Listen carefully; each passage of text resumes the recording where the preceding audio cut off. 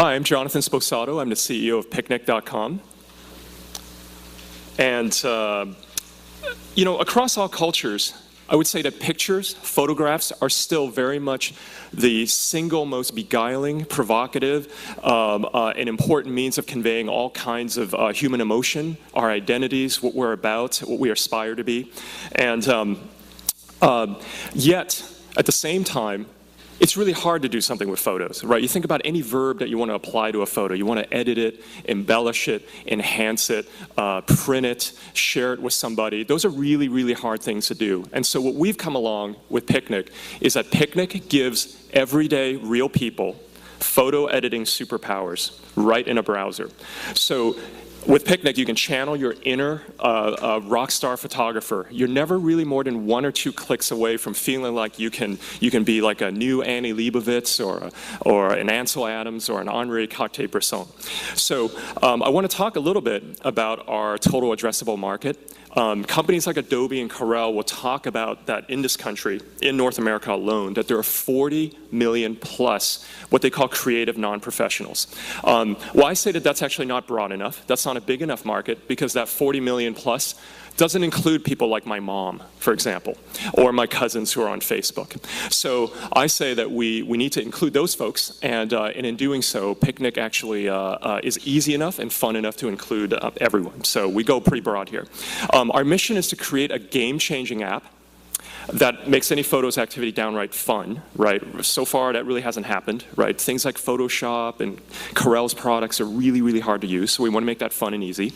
We want to also, through our API model, give users of great photo sites, anywhere that your photos might be, places like Flickr, Facebook, web shots. We want to give those people photo editing superpowers. So you can be on those sites, find Picnik very easily, edit your photo in situ with your Facebook experience or your Flickr experience, save it right back to your album, all without leaving those experiences. And we've got a fantastic model for that.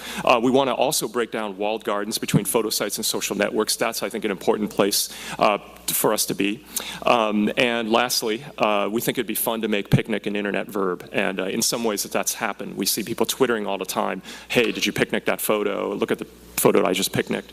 And actually, if you Google Picnik, as in P-I-C-N-I-C, spelled correctly, Google will return with the top search result, Picnik, P-I-C-N-I-K. So that's kind of cool. Here's the team. None of us went to any good schools. I don't have an MBA. Shipped a few products at companies like Microsoft and Google and done a few startups. But my business partners, they make my job look really easy, and they're super smart and done a lot of great things, and they're fantastic engineers. We're an 18-person team. We're very user experience focused. We have a history of actually creating a lot of award-winning consumer products, and we're very proud of that heritage. And we're located here downtown in a terminal sales building, right by Pike Place Market, so we're close by. So why are we interesting? Well, we do lay claim right now fairly confidently to the fact that we are a best-of-breed photos experience. So when we started out 3 years ago, we used to be sort of tepid, a little timid about, well, we want to be a really good, decent, online web experience if you're on a Tuesday. Now we can confidently say that as our traffic has scaled up, we're now 30 million visits a month. That's about 11 million uniques a month. At any one given time, any given day, there are about 1 million people using Picnik. We can confidently say that, and with the user feedback that we've gotten, which we're very, very disciplined about taking a look at and driving it right back to the team, we're fairly confident that we can lay claim to a leadership position that Picnik is the world's best photo editor. It may not be the most technically accomplished, it may not be the most feature rich, but it's the most useful, fun, and ubiquitous. Oh, okay, that was a false ding. Okay, I'm like, I'm only on slide 3, but fair enough. We also think that Picnik is highly disruptive. So we feel like that we're stealing share away from the traditional folks, and that includes both basically all of the big companies, folks like Adobe that are creating with their whole Photoshop suite of tools, companies like Corel, even companies like Google and Microsoft that have other solutions.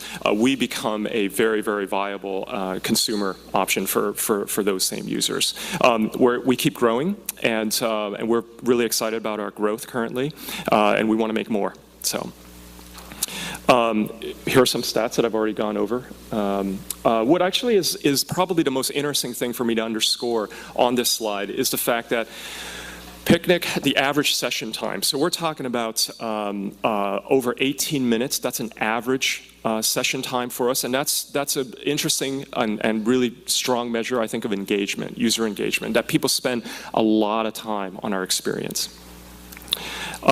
Here's a slide that talks about how we're doing compared with our competitors. So here's Picnik on the slide, along with other products such as PhotoFlexer, who was a pretty strong competitor to ours. They were actually more feature-rich than us, but I think are a proof point that you don't have to have the most amount of features. You have to just be the most fun, and as well as Adobe's Photoshop.com. And I think the ecosystem is big enough for a lot of different players to be involved, and so the customer has choices. But we feel pretty good about the fact that our traffic is an order of magnitude higher than theirs. You'll see that our traffic lately has sort of started to slow down, and we know exactly why. It seems to be that every time that we push out more innovation, we add more features, we'll add fancy collages, or we'll add some vanity suite of features, wrinkle removal, eye color change, all of a sudden we'll get a burst of users. So that indicates to me that there's a lot more opportunity and a lot more headroom for us to go through our roadmap and push out greater innovation. We've actually been talked about quite a bit in mainstream media and print media, and that's been pretty fantastic. And Walt Mossberg has been very kind to us. And sometimes other people can say it better than you. And this is the earlier thing that I wanted to show. When you Google Picnik spelled correctly, you will get results back for PIC and IK. So that's a lot of fun. Questions?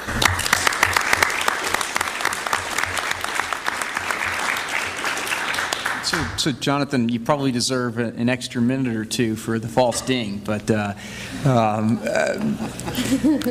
one of the things you guys have always been committed to is monetization, as well as providing a great product. But having such a great product, people are willing to pay for it.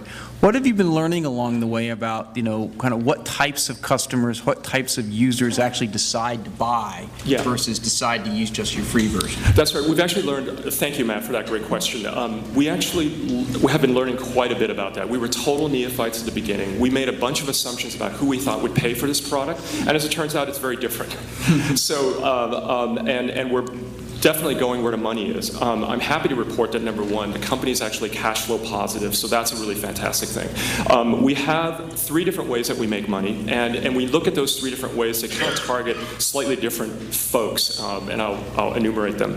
The major way that we make money is actually through our Picnik Premium subscription, which costs $25 a year. So there's always going to be a percentage of people, when they're using your free product, that will upgrade and want to pay more for some extra bells and whistles, and that's a fantastic audience for us. And we actually find that we get a lot of what I call sort of mommy bloggers or mommy scrapbookers. These are women who have a lot of discretionary income.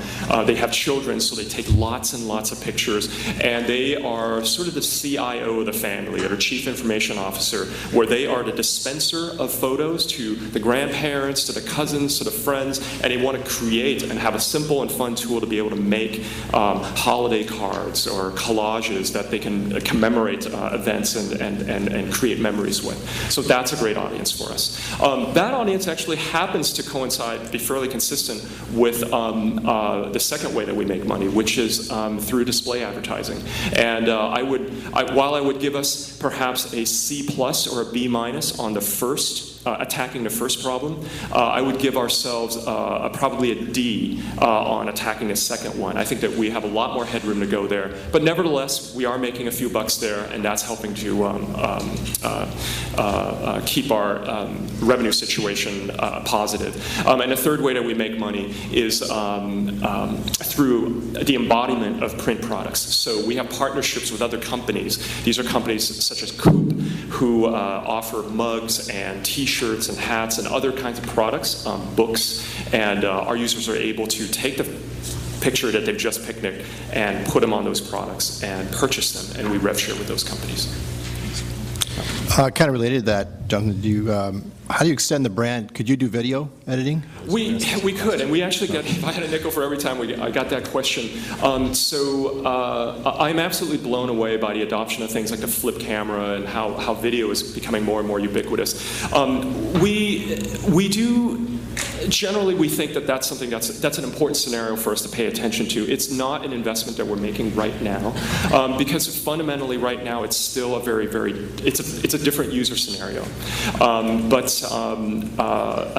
I think that there are also challenges associated with how do you picnicize the video experience. I think that there are some very complicated UI design challenges associated with just you take any sort of first order verb that you want to apply to a video. To edit it or just change the timing or to add a title card.